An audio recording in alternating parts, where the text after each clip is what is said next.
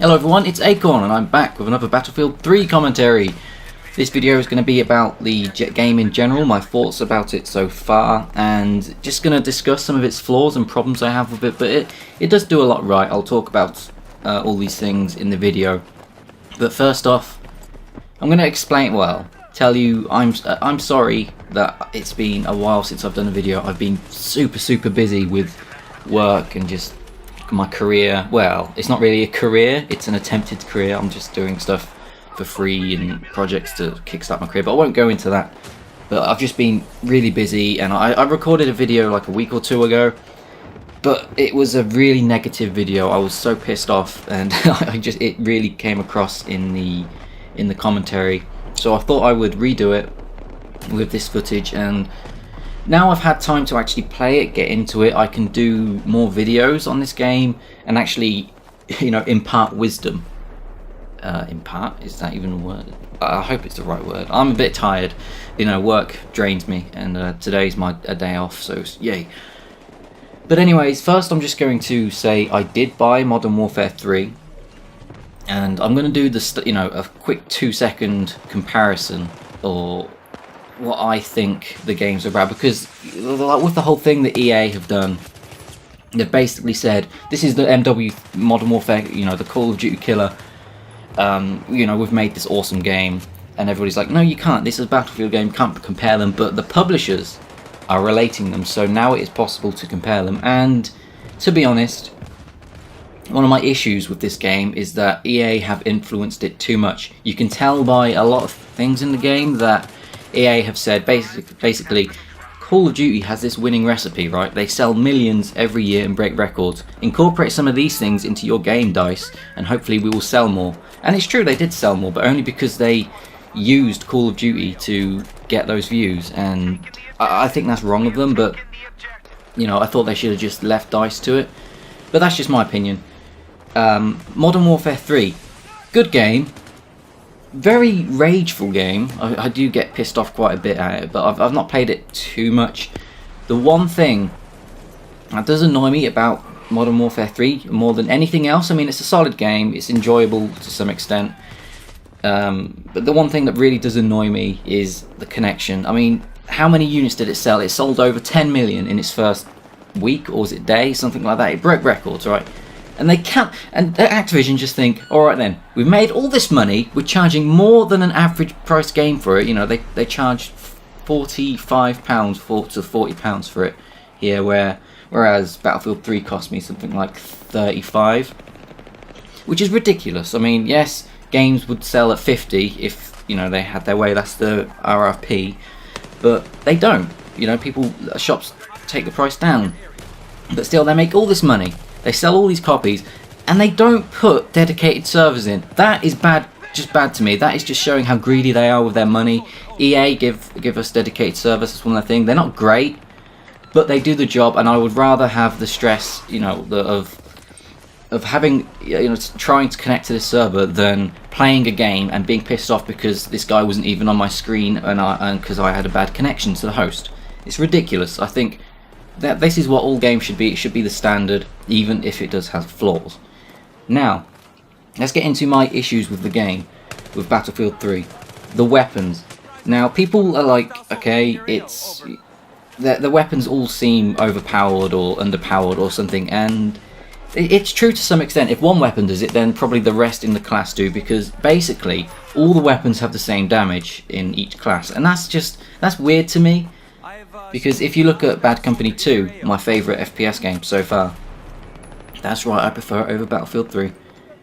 All the weapons have pretty much a different damage, but I can see the sense in giving them the same damage in this game. Yes, it's higher, which is an influence of Call of Duty, but if you take a look at Bad Company 2, even though the weapons had slightly different damages, they all killed within the same, roughly the same amount of bullets. Some kill within 2 or 3 at close range, some kill within 5, and some have the same time to kill ratio, and it's just basically evening it out across the entire class system.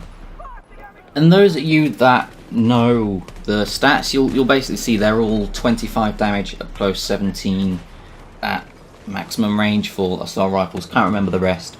But they're all basically the same damage with each class, with some kind of variations between them. In the assault kit, I think there's like one weapon with a different damage or something.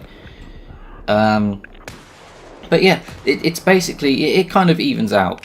I mean, it's not too distracting, but it would be nice if there were some slight different damages, because even if they kill within the same amount of bullets, if you have a higher weapon damage that kills the same as a slightly lower weapon damage, if that person's already injured, that could be that tiny bit of difference could be if you win a gunfight or lose a gunfight.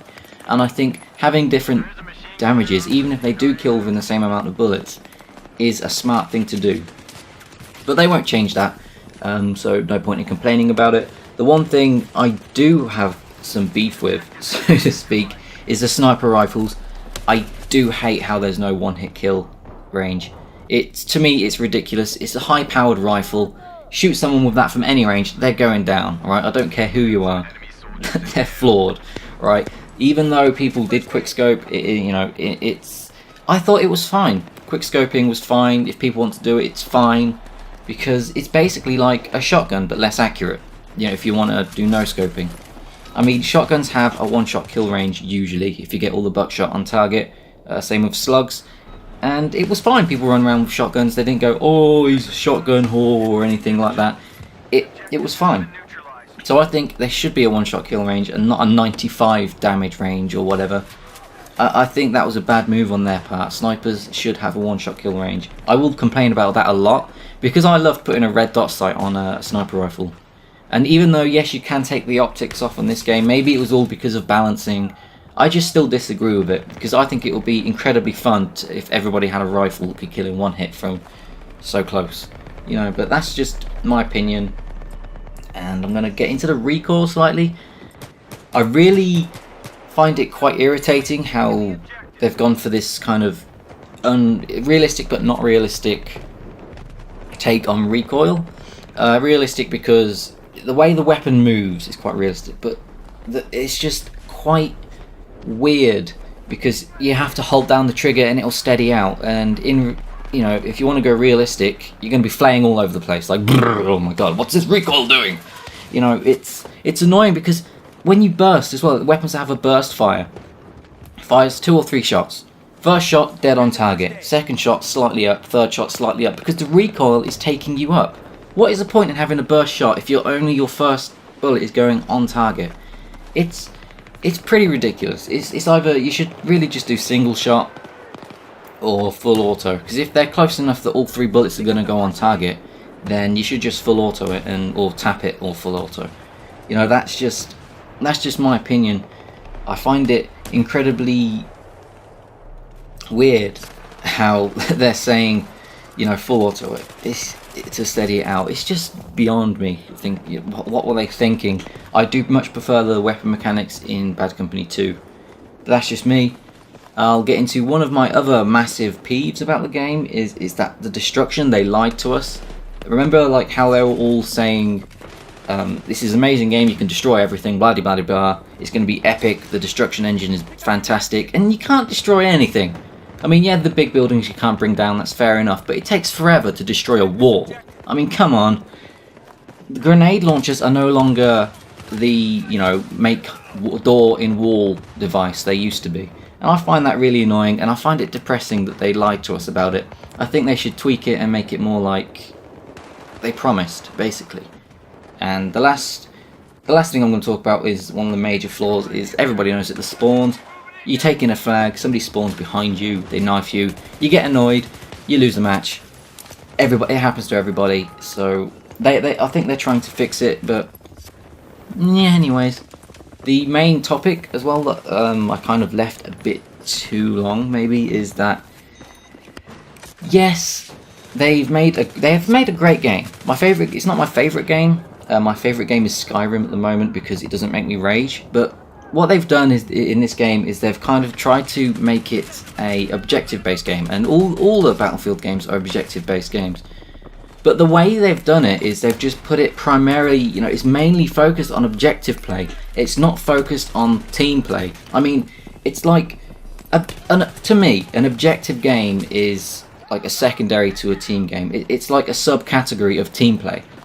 You know, you could have it the other way around, but this game is pure objective. You get so many points for capturing the objective, but you're gonna think, okay, I'm greedy, I'm gonna get all these points by myself, and you capture. It's hard to do it by yourself, and it's kind of taking away from the team play focus by not giving you points for using the team items.